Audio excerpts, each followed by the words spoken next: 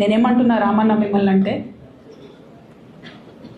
నా మీద మీకు కోపం ఉండొచ్చు, నా మీద ఏముందో ఎవరేం చెప్పారో నాకు తెలియదు.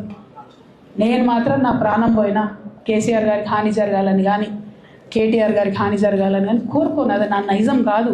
ఆడపిల్లలకు అట్లా ఉండదు. ఆడపిల్లలు ఇల్లు బాగుండాలనుకుంటారు.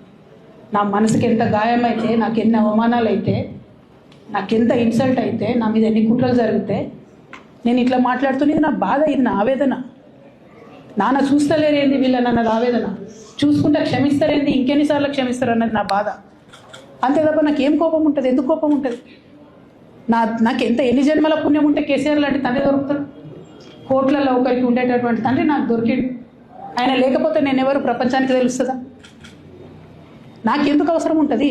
నాకేం కోపం ఉంటుంది కేసీఆర్ గారి మీద? నాకు టీఆర్ఎస్ పార్టీ మీద ఎందుకు కోపం ఉంటుంది?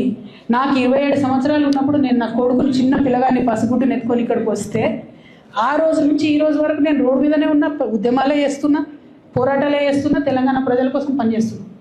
2014 నుంచి అధికారంలో ఉన్నప్పుడు కూడా నా ఇంటి దర్వాజాలు ఎప్పుడు తెలిసే ఉన్నాయి. ఇక్కడ ఉన్న మీడియా మిత్రులందరికీ తెలుసు. అధికారంలో ఉన్నా లేకున్నా నేను ఇట్లనే ఉన్నా.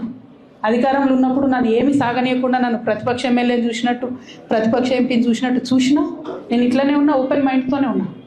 నేను కోరేది ఒకటే, కేసీఆర్ గారి ఆరోగ్యాన్ని కాపాడండి రామన్న, పార్టీని కాపాడండి, పార్టీలో ఉన్న కార్యకర్తల్ని కాపాడండి, అందరు బాగుండేలాగా ప్రజా సమస్యలు తీసుకోండి. నాకు అంతకుమించి కావాల్సింది ఏం లేదు.